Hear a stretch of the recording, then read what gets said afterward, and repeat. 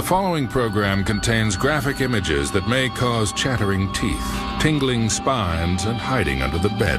Parental discretion is advised. If you're a thrill seeker, a chill seeker, or you just want an insanely good time, step right up and join a terrifying tour through the country's most heart-stopping haunts. A maximum security prison, a hangman's house of horrors, a genuine ghost ship, and a hayride to hell. Time to leave your comfort zone and venture, if you dare, into America's scariest Halloween attractions.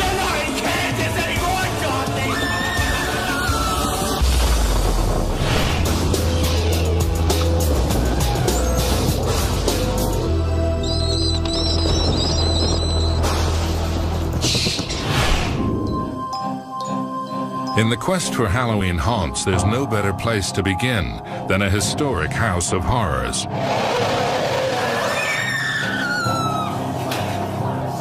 The rotting remains of a maximum security prison. Opened in 1829, Eastern State was the first penitentiary designed to hold every inmate in solitary confinement, forcing them into reflection and repentance. For 142 years, this fortress housed incorrigibles like Al Capone, and many of them were driven to madness. The dream for a haunted house designer is a building that's already creepy, already deteriorating and decrepit, and Eastern State Penitentiary is obviously that building.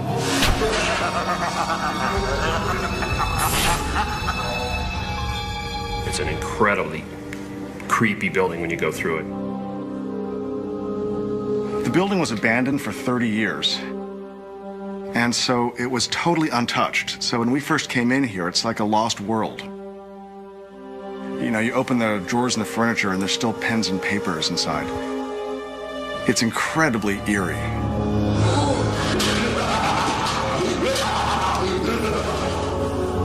We're talking about a building that's 178 years old, where 75,000 men and women spent their lives, sometimes dying here of natural causes, sometimes leaving to be executed. Just a lot of energy in this building.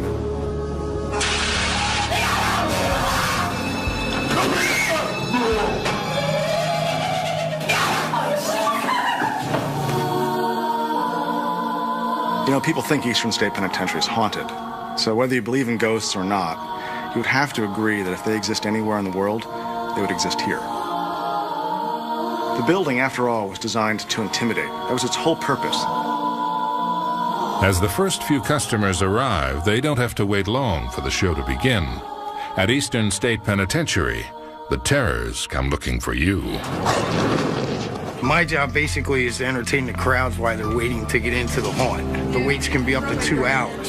So if people want to be entertained while they're out there, normally they put their best actors outside in the front so they can entertain the crowd. People bug out here all the time. People freak out. It's so much more intense than they're expecting. Destination, your worst nightmare. I'm a librarian all day long, so I get to be a zombie at night. It's a completely opposite experience, and it's really fun. I like scaring people because no matter how many times you see someone get scared in the same exact way, it's exactly as funny every time. We're gonna go inside and get scared. I'm not going in. Unlike many houses of horror, Eastern State doesn't fall back exclusively on supernatural threats. Keep moving! Instead, it uses its natural environment to exploit the fear of something very real, a maximum security prison. We open the show with an attraction called Maximum Security, and it's a real cell block built of poured concrete, 1927, and it's just so incredibly intimidating to walk into the space, and you know it's a real prison. A lot of startling things happening. We kind of try to shell-shock the visitors. You're not in Kansas anymore, Dorothy!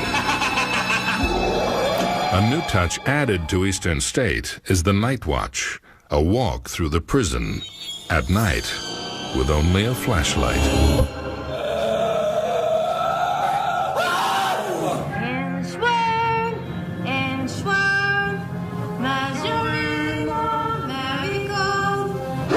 You walk through Eastern State Penitentiary and you can smell just the ancient quality, the wet brick, and just this crumbling mammoth building around you.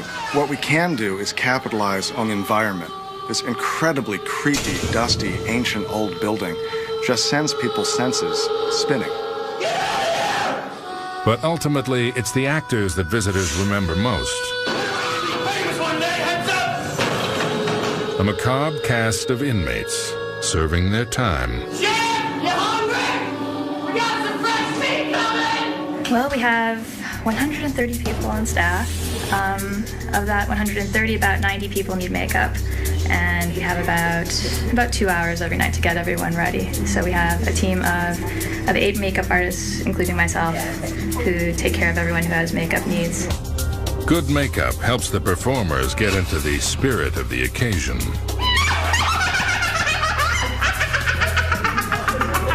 Rubber masks are one way to go, while others prefer the natural way to look unnatural.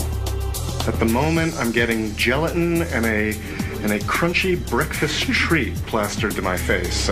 Cornflakes, Rice Krispies.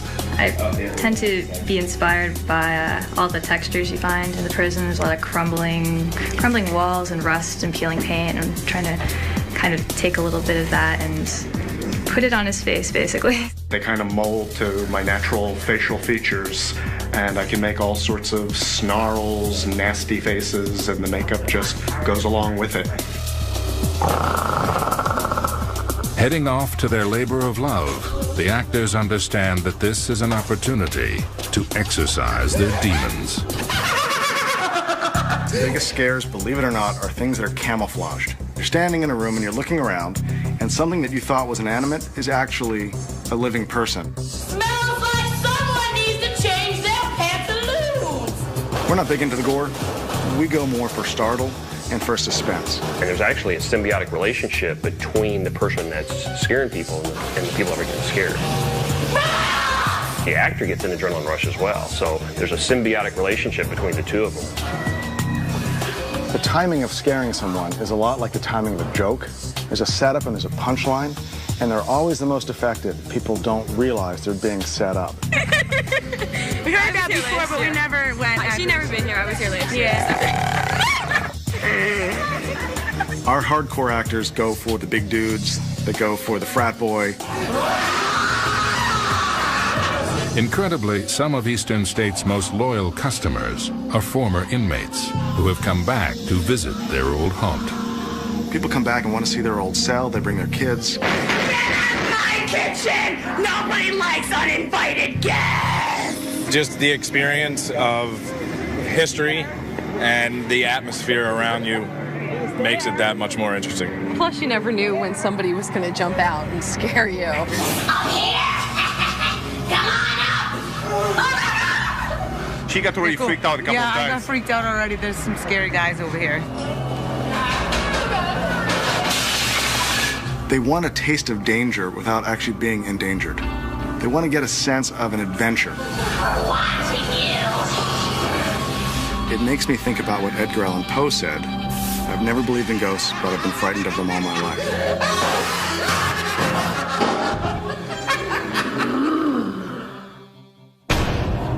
When we return, it's all over but the shouting at the haunted Verdun Manor House.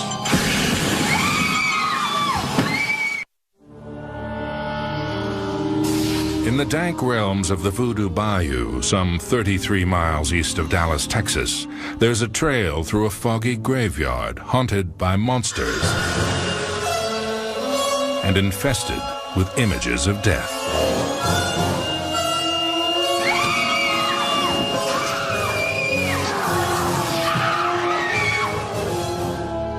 And at the trail's end is Verdun Manor, the haunted headquarters of the Thrillvania Thrill Park, where every visitor is met with a warm welcome. Thrillvania is the creative masterpiece of the late Lance Pope. It has more one-of-a-kind rubber critters per square foot than any haunted house in the country. The manor was conceived by former Disney Imagineers. Verdun Manor boasts 8,000 square feet of shocks and gore. ghastly gizmos and images of torment that would have Uncle Walt turning in his grave. The thing that people, when they walk through Verdun, is there's so much stuff to see that you'll never see the same thing every trip. Just as important as the effects is the story behind them. A house cannot be haunted unless it has a history.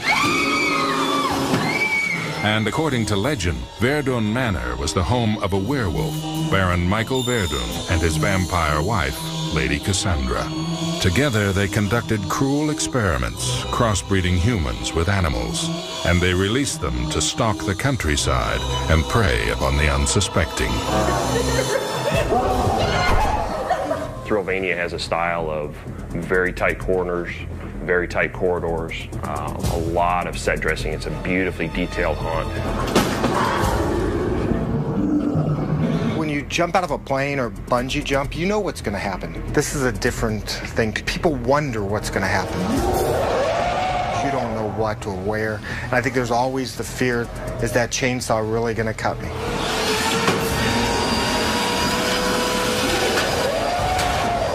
Thrillvania employs both animatronic monsters and live actors. Part of the thrill is not knowing which are real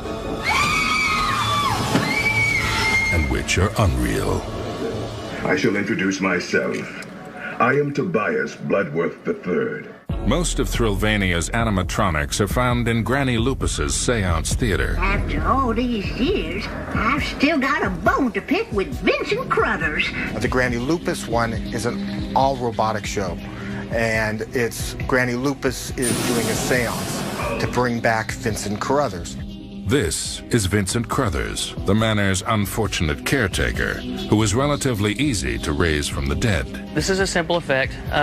You'll have a motion sensor that will pick you up. These globes will light up. His heart's pumping nasty, gooey, bloody guts. Granny herself is a lot more complicated, requiring specialized software to control her many moving parts. Right arm down, right arm out.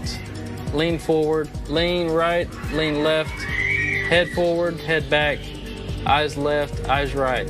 Give me a body from the netherworld. Yeah, look at here.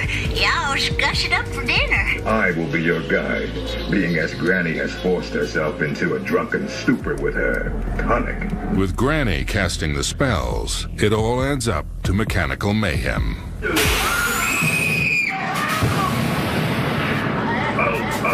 And while the cast of Thrillvania works the graveyard shift, their preparations take place in the harsh light of day. Hey, can I borrow some of y'all's blood? Once I kind of get a feel for what I look like, that's when I'll build a character off that. And by the time we open, I'll be good to go. So, it ain't my first rodeo. As the evening approaches, it brings out the beast in everyone. And then it's showtime. When you do a haunted house, you do a lot of diversion. So you might have something that they're looking at, oh, that looks neat, and all of a sudden something sneaks up behind you.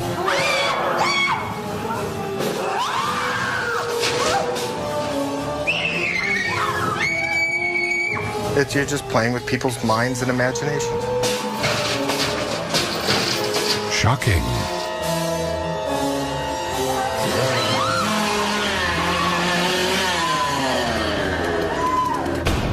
But how does it compare with America's most harrowing hayride?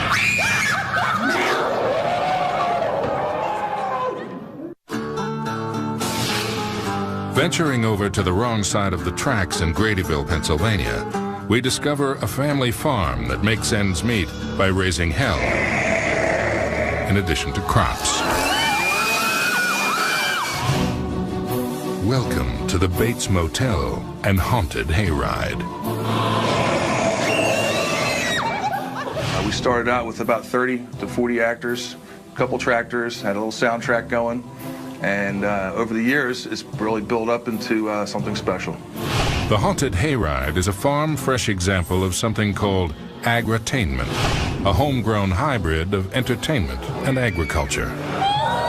Most of the people that come here live in the suburbs of the city. They're not used to being out on a farm at night, let alone in a dark woods.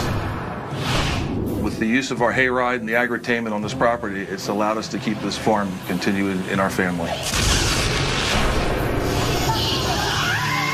It's an attraction that has no trouble hauling in the crowds and deploying a bumper crop of creeps. One of the best hayrides that I've ever seen is at Bates Motel and Haunted Hayride. It's got great sets, it's got water, it's got fire, it's got everything you need in an outdoor event. The whole place is lit by flames. There's fog dumping out of the mouth of this dragon. The tractor driver cues the soundtrack. You start to hear wind and lightning and thunder and rain. And what it does is it sends a tingle up your spine, and it makes all my customers so much easier to scare.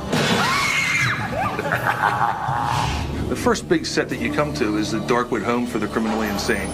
And it's a mock-up of a 1950s insane asylum. And the premise is that the guard's been killed, the doctors have been murdered, and the inmates are running wild. One of the next scenes on the hayride is the Restless Souls Cemetery. And this year we set up a complete funeral scene. So we built a full-scale mock-up of a New England-style church. As you go in, you see the funeral procession there, and the one thing you'll notice is that coffin and pallbearers are all floating about 4 feet off the ground. A sliding 22-foot steel beam runs from the coffin through the back wall to a 100-pound counterweight. Another automated scene is the sawmill. The saw blade starts to move up and down, and then you actually see a live actor get cut in half. Everything's digitally controlled. We plug everything into my laptop, and once the tractor sets off the trip, the entire scene is automated. When we build our sets, we like to build everything bigger than life. This allows us to actually really get into the minds of these people. One of the last big sets that we have on the hayride is we have a mine shaft followed by a 200-foot long cave. The cave is about a 10-foot ceiling, it's 15 feet wide and 200 feet long. And it's filled with all different types of animatronics, lighting, actors, and some pretty cool detail. Initially, we were kind of spread out in the hayride, and as we progressed on the ride, everybody was like almost on top of each other. It was like, it was a bonding effect. It was definitely a bonding moment. I like to classify our place as a high startle, high action haunted attraction.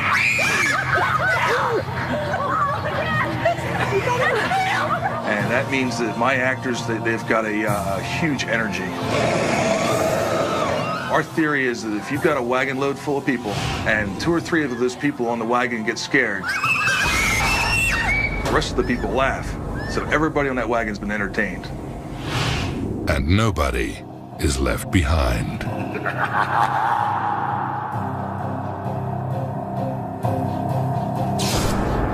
When we return, a terrifying attraction that keeps you in the loop.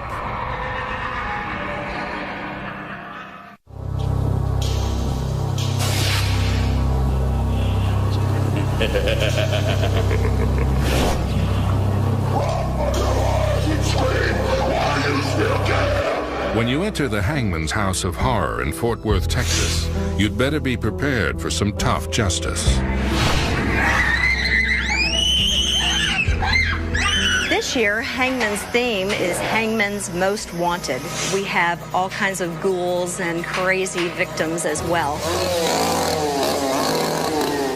Legend has it that since 1882, the ghost of a murderous hangman has stalked the countryside, scaring up a little nightlife.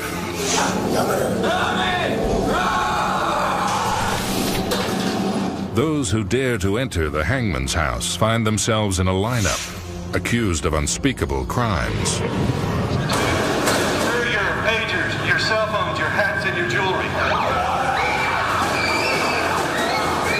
Protesting your innocence is futile.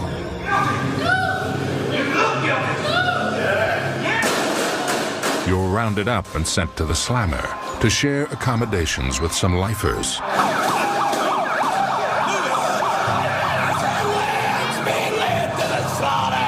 Or are they afterlifers? It's all improvisational acting.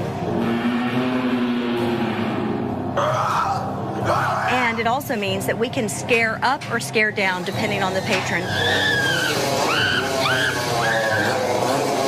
Next, the hangman leads these brave souls on a terrifying journey into the past. So he is visiting all of the bad guys throughout history.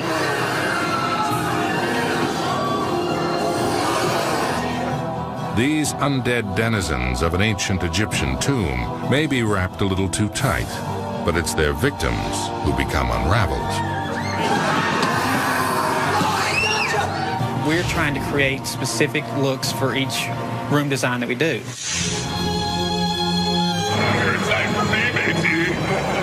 Landlubbers will be at the mercy of the marauding pirates in Blackbeard's lair, a real swinger's haunt. We've got the pirates that swing from the rafters up above the patron's head, so there's a lot of action in that room.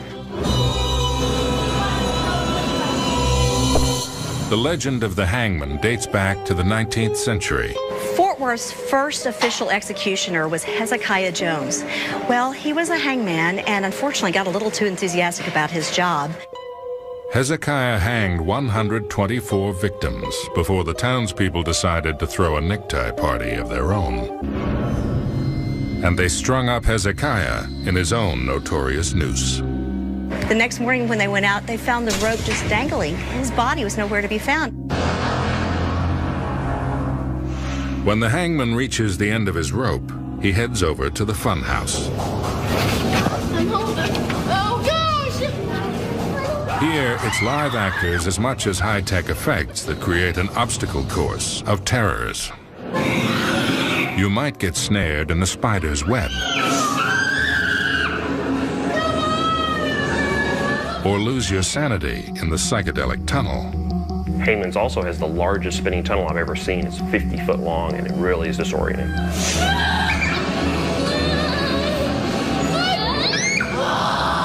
It's almost impossible to walk straight down the bridge because your eyes are telling you that the room is moving even though the floor's not.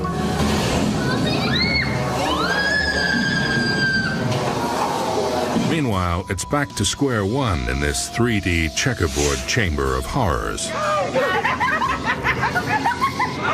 The favorite at Hangman's is our disorientation room, and the costumes match the walls and the floor. So you can't see the actors in there. They're in your face in a heartbeat. The Hangman's House is a charity attraction, and volunteers come from all walks of life. By day, I'm a vice president at Weatherford National Bank in the IT department, working on computer systems. By night, I'm the sea hag. It's all about character, and these actors know it's their night to howl. On the count of 3, let me hear those wolf howls. 1, 2,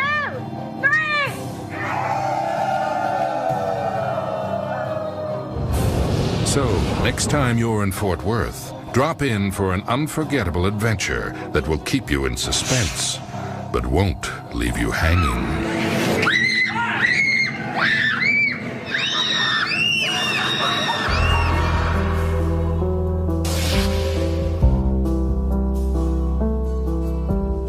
Halloween is a time for tricks and treats.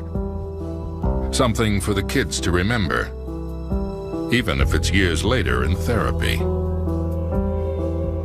At Philadelphia's Fright Factory, consumers line up for some industrial-strength screams.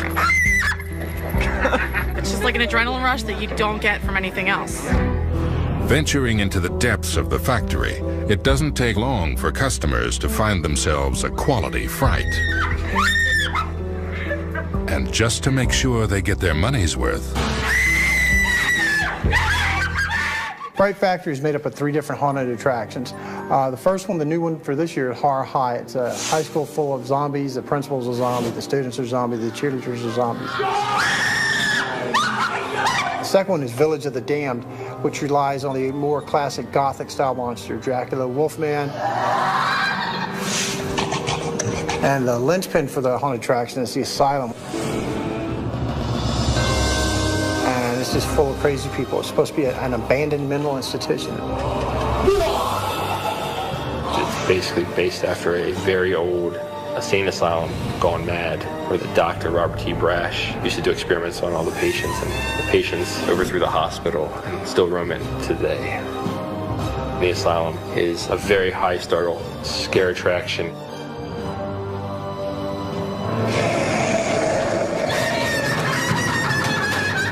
It's 10,000 square feet of nothing but just monsters in your face, and you just want to get out.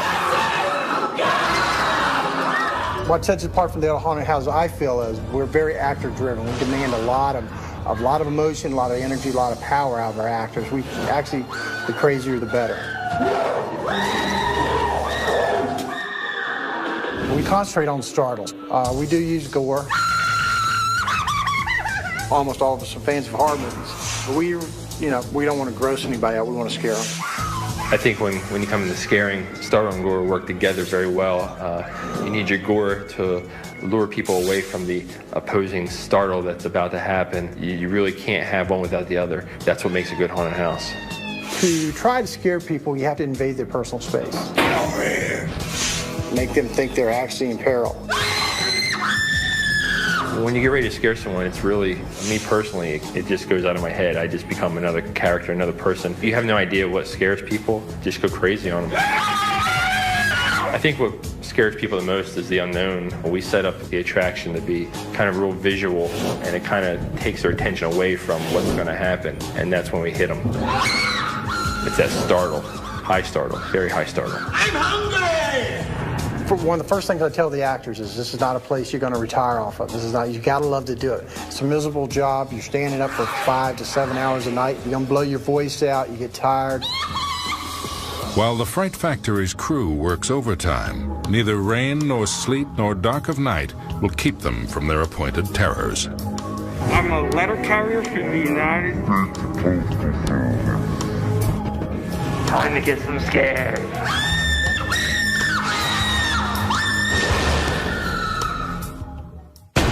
When we return, we go from manufactured mayhem to horror on the high seas.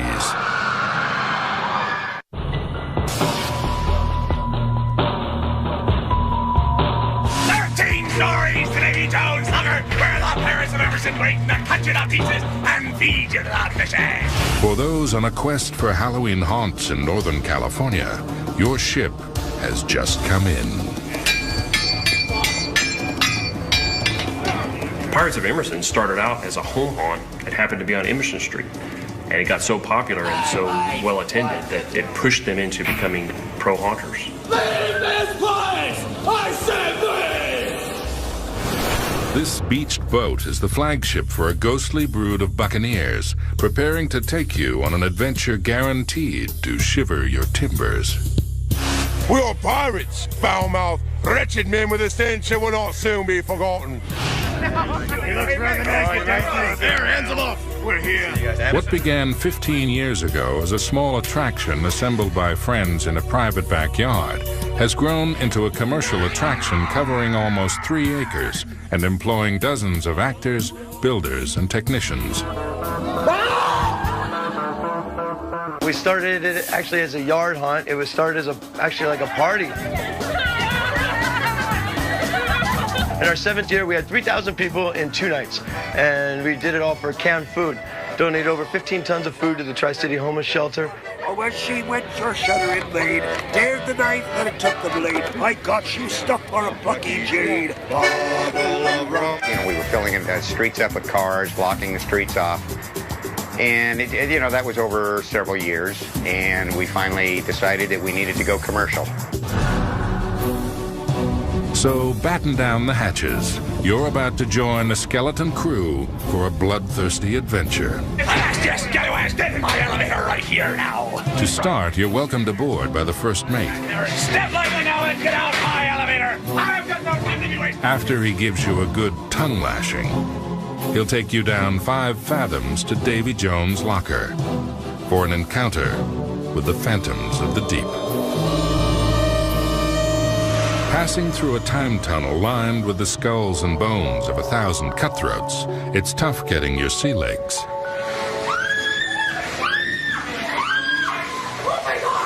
But if you make it through, you find yourself transported back to the days of gangplanks and Jolly Rogers. Turn back now! A maze weaves its way through a haunted lagoon where you become lost in a dark realm of ghosts and swamp monsters. But there's no turning back. In a saloon on the far side of the lagoon, thirsty swashbucklers belly up to the bar to name their poison.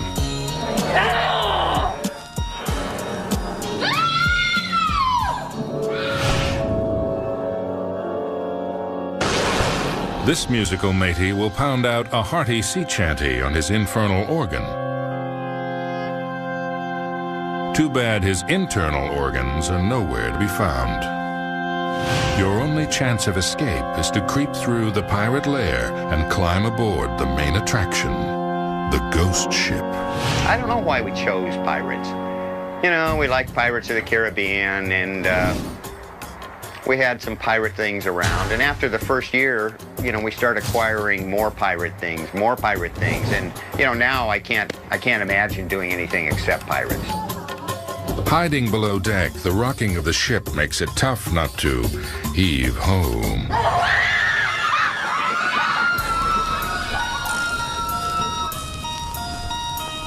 A portrait gallery of scallywags and assorted ghouls keeps watch over the dark dealings on board. Though some of the crew may have signed on for one hitch too many. Step on the toes of the wrong freebooter, and you'll find yourself clapped in irons and thrown into the brig. These tricks of terror are carefully worked out by a family of horror fans. I kind of sit down with a piece of graph paper after I've worked in all the booze and the scares, and my dad will work in the exits and all the emergency proceedings, you know, and then my mom and I will sit down and go through all the interior designs of it. We don't use any blood and guts in there at all. We do it all, and we're scary without it. We don't need all that stuff. Instead of gross-out effects, the Pirates of Emerson relies on the element of surprise. We've got you now!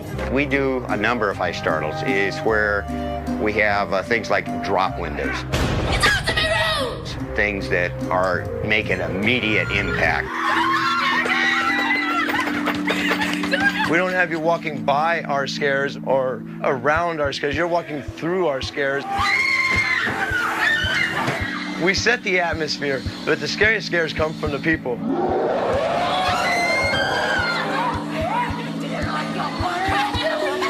So why do so many people crave a creepy encounter with the ghost of Long John Silver? They want that excitement, that adrenaline rush.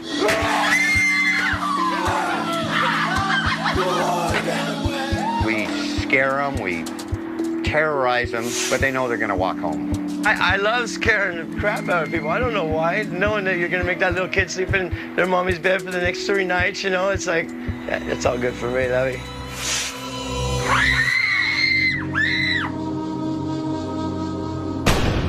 When we return from a crew of cutthroats to a chamber of chills, and some seaworthy scares aboard an actual haunted ocean liner.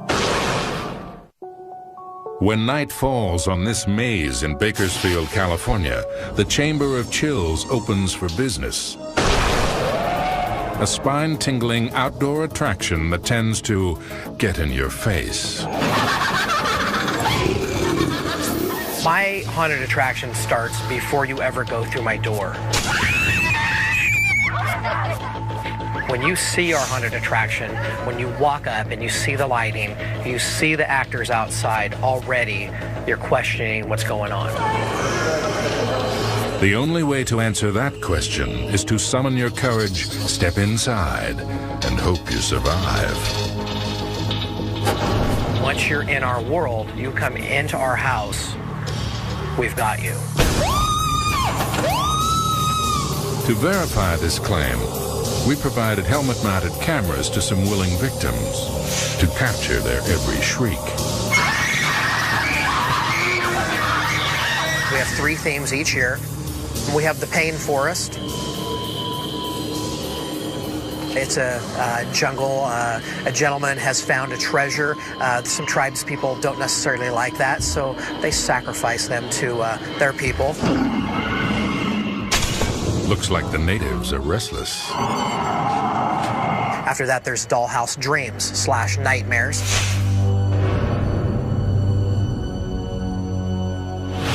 It's some dolls that have caught some humans and made a few puppets out of.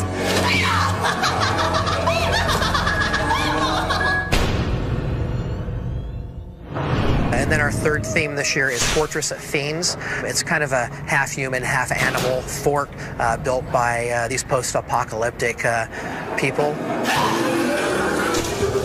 It's the perfect place to get a little FaceTime with the undead.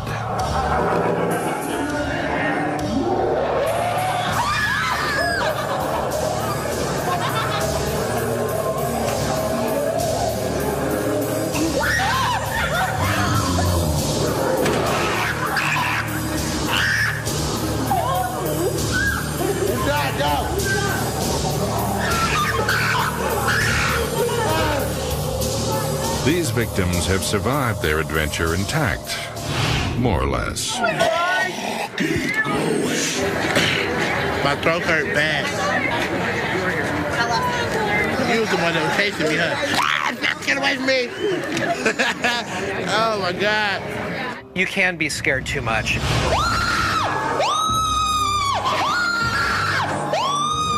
My heart's beating so fast. I'm sweating and I can barely breathe. We've had people where they have passed out, woken up, and there's that same monster, and they pass out again. And maybe that's the real attraction, facing your nightmares and testing your nerve. The screams don't lie. Creating scare attractions may seem like fun and games, but there's a lot more to it than meets the eye. Preparing for a night of frights is a major undertaking, and in Long Beach, California, top-notch makeup artists haul out the heavy artillery for a war on your nerves. Aboard the retired luxury liner, the Queen Mary. This year we have 300 monsters employed throughout the 7 mazes. So almost around every nook and cranny, there's a monster to get you.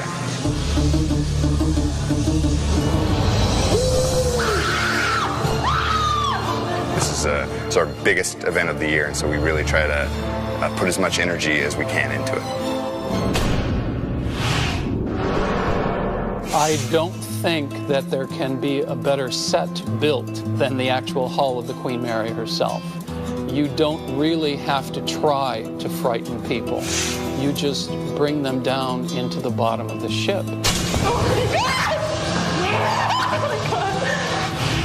According to the lore, the Queen Mary is more than a Halloween fright fest. The great ocean liner is said to have on board a complement of genuine ghosts.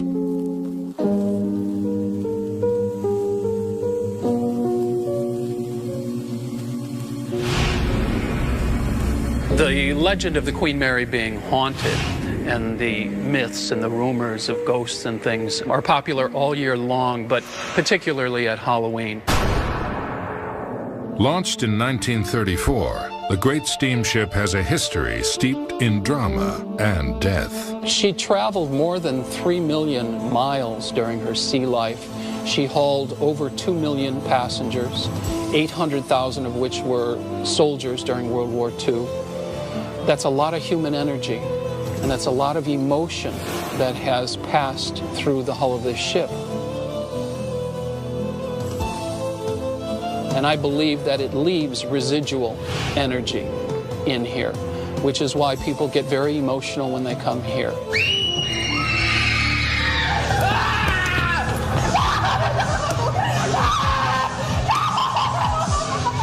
I would say probably every month we get several reports from hotel guests Our engineering staff, the guys that work during the night, have all filled out reports and seen things that they couldn't explain.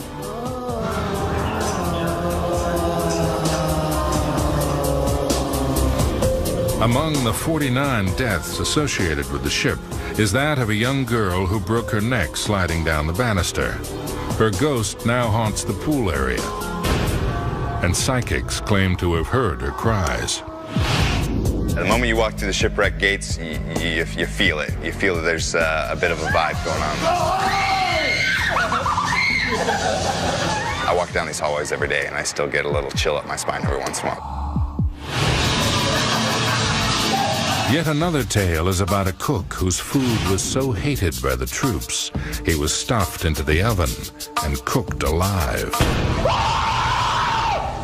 We definitely take full advantage of the fact that Queen Mary's haunted and use that as an angle to terrify people.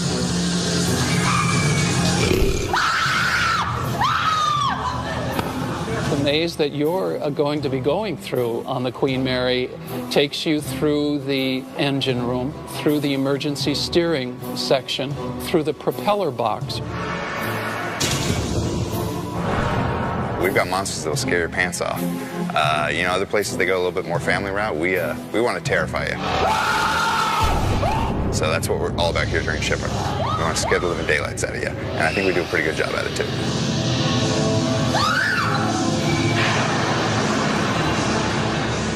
The inspiration for shipwreck and the mazes and the things that go on, I think, come from everyone's adolescent imagination, when we loved to be scared, when the bloodier and the gorier it was, the better we enjoyed ourselves.